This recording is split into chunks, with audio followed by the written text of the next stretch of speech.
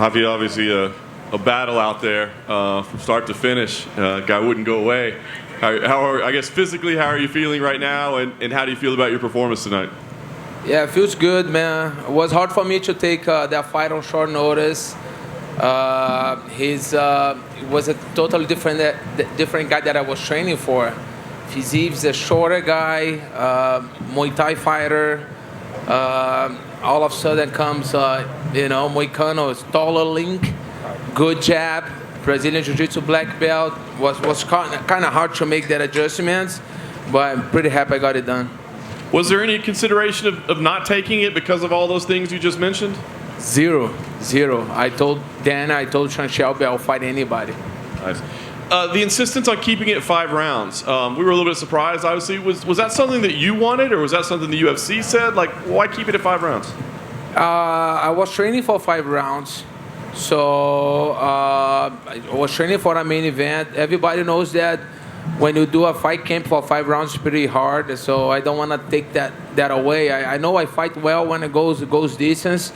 I feel good. And it was good too, to get rid of that ring rust that I had. 16 months layoff. I felt that a little bit, but I think now I'm a good track. Nice.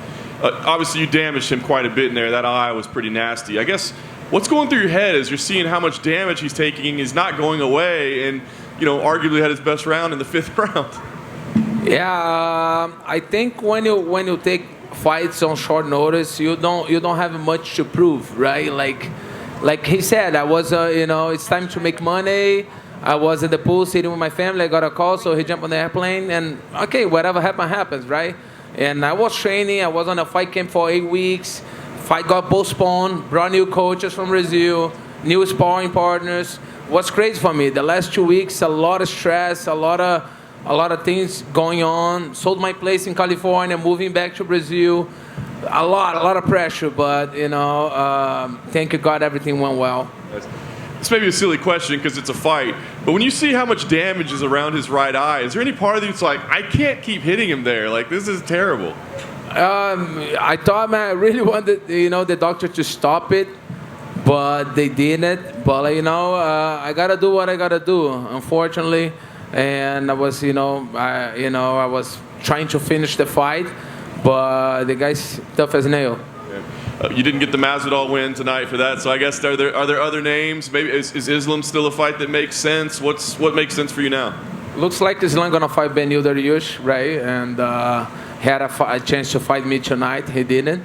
And 170 pounds. I took that fight.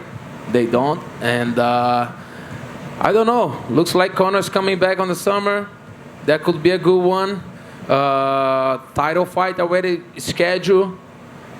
We'll see, man. A lot of things can happen. I just want to be active. I want to be training. I need good names. So, man, I've been on this game for so many years. Fought everybody in 2 divisions. I need names that make me, want to go to the gym and train hard for it. That's what I want. Rafael, straightforward. I was wondering, obviously people talk about how many guys you have faced. You have one of the most difficult schedules, just all the opponents that you've taken on in the last several years. For you, just what keeps you to keep training at that high level and keep up this schedule at this stage of your career? I think I have a heart of a fighter. That's what I do for a living. I never did anything different pretty much my whole life. And then I don't pick fights. UFC call me with that opponent, and I take fights and be on this level of competition that I am. I can't really pick fights, and I never did. What are some of the things you're most proud of? Like, has it been some of the tougher opponents that you faced at 170? Was it just what are some of those fights that really stand out to you that you're very proud of personally? My run for the title, at lightweight, I had a successful run. Beat Anthony Pettis on his prime and move up. A lot of people took me for granted when I move up, saying that I was too small. and I had a great run.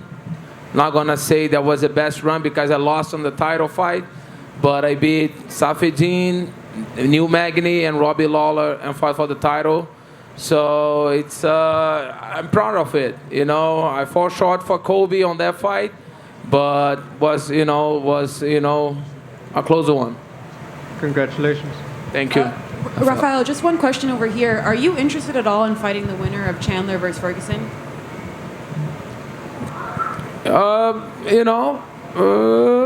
It's too soon to think about it. It's too soon. I didn't even know that they were scheduled to fight. But yeah, it's too soon to think about it. I think I got a 60-day suspension. I think the Conor fight would make more sense to me right now. Great, thanks. Rafael over here, other side. You're the 10th fighter in UFC history to hit the 20 wins mark, all in the UFC. So can you speak a little bit on that record and if you were aware of that and what that record would mean to you? I didn't was aware of it, but yeah, it feels great. I think I've been in UFC for 14, 15 years, and it's been great to me. Pretty happy with the company and the treatment that I get. I still have a lot on me. Moved back to Brazil, training with Nova União with André Pederneiras, legendary coach, and I think he's getting the best of me. I think in your next fight, you're going to pass Frankie Edgar for the most octagon time in the UFC too. So what would that, like outside of the wins, but just most time in general in the history of the UFC fighting, what would that record mean to you? Yeah, man, being ahead of Frankie's a legend.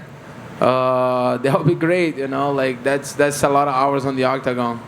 Proud of it. Rafael, just in front here. You said that obviously you think the Conor fight makes sense next.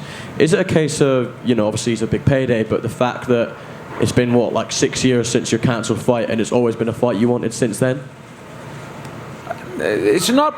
I think the moment that we're living right now, it's that fight will make a lot of sense. I was on a 16 months layoff.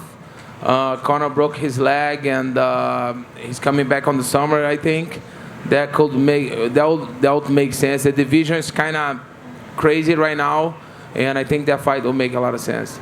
And obviously, you just picked up a win, but Conor's not had a win in 2 years. How would you assess when you were first booked to fight him?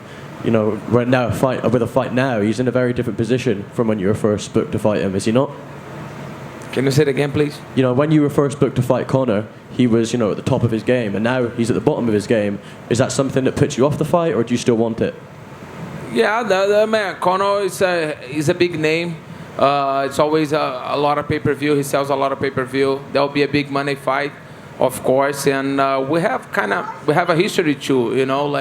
Like I said, I'm looking for names that make me want to go to the gym and training. Being so many years on this game, I don't want to fight. Names that don't interest me.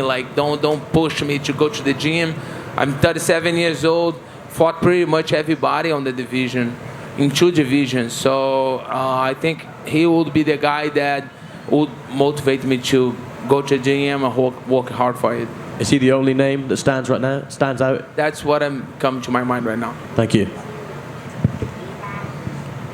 Rafael, tudo bom? Fazer em português aqui rapidinho, tá? Rafael, a primeira pergunta que eu queria fazer para você é sobre a luta em si. Teve alguma surpresa na performance do Moicano? Teve alguma coisa que te surpreendeu nele em específico no octógono? Cara, eu acho que a durabilidade dele ali, né, de bancar ali por ter aceitado a luta tanto pouco tempo, de aguentar os 5 rounds bem. Eu impus meu jogo, estava bem treinado, mas terceiro ali eu achei que ia finalizar ele, nocautear, mas o moleque segurou a onda legal e eu acho que isso me impressionou. Ali na arena pareceu que no final do combate ele foi melhor do que durante a luta. Você sentiu se de repente você estava mais cansado ou estava mais cadenciado pela certeza da vitória?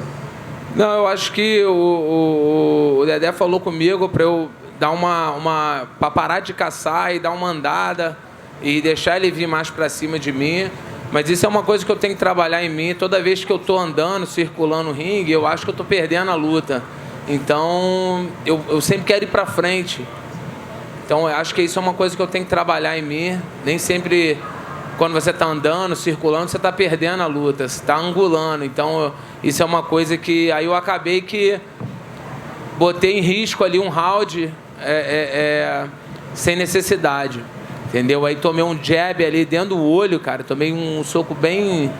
Não foi tão forte, mas foi bem dentro do olho. Então, me machucou um pouco. Aí eu tomei uns golpes ali, mas nada demais. Mas eu acho que foi o melhor momento dele na luta ali, o quinto. Depois de mais de um ano parado, quão frustrante foi para você, mais uma vez, trocar de adversário? E toda essa polêmica que envolveu o slam, né? Aceita, não aceita, daí você vai dormir achando que o adversário acorda com outro. Quão frustrante foi para você esse cenário inteiro? Ah, cara, eu treinei para lutar 5 rounds, a luta foi adiada 2 semanas. Aí troca o oponente, aceita um, o cara não aceita. Pô, foi bem difícil essas 2 semanas aí, muito estresse, muita coisa difícil, mas graças a Deus a gente arrumou um oponente e saímos com a vitória. Você deixou claro que a sua grande meta é voltar a lutar pelo cinturão. Depois da performance de hoje, o quão distante você acha que você está da sua meta? Cara, eu acho que a luta do cinturão já está marcada, sendo ex-campeão. Eu acho que esse caminho para mim se encurta muito. O Islam e o Ben vão lutar. Então, eu acho, cara, tudo pode acontecer, né? Eu, como sempre, eu me mantenho preparado. A oportunidade que aparecer, eu vou estar pronto. Só mais 2 perguntas, por favor. Você já falou em inglês, gostaria que você respondesse em português. No mundo ideal, qual seria a sua próxima luta e por quê? Cara, eu acho que uma luta legal que faria sentido para mim seria o retorno do Conor. Agora parece que ele vai voltar em julho, agosto. Seria uma luta legal que me interessava. Eu, sendo ex-campeão, já ter lutado tanto aí com todo mundo em 2 divisões, eu preciso de lutas que me animem de ir para academia e treinar, nomes que me deem prazer em treinar, entendeu? Então esse seria um nome que me daria isso. Para finalizar, Rafael, você mudou de volta para o Brasil, já vendeu a casa em Los Angeles. 10 anos atrás, mais ou menos, você mudou para os Estados Unidos. O que você procurava nos Estados Unidos naquela época e o que hoje você procura no Brasil voltando para lá? Eu vim para cá atrás de treino. Eu estava sem treino de wrestling, sem treino de geral, assim, de sparring, de tudo. Eu acho que eu consegui isso aqui. Tive uma boa temporada. Agora a gente resolveu vender e ir para o Brasil. Eu acho que a minha família está feliz, eu estou feliz, e minha esposa está feliz. E o treino lá no Dedé, a gente tem tudo no mesmo lugar, no CT lá do Dedé, da Nova União. Tem jiu-jitsu, wrestling, tudo eu faço lá. Tem meu treinador físico, Paulo Caruso, também. E médicos no Brasil, eu acho muito melhor. E tudo, o momento me levou para o Brasil agora. Hey Rafael, how you doing, mate? If you were to get the Conor fight, what areas would you be looking to test yourself in? Like, I know obviously you mix it up well, but would you be willing to stand and bang, for example, or would it be a more grappling heavy approach? I have no problem to trade the punch with Conor. No, I think I have everything it takes. I'm pretty comfortable on stand up. I know he got a dangerous game. But I'll do my game, just mix it up, but I have no problems to trade at all.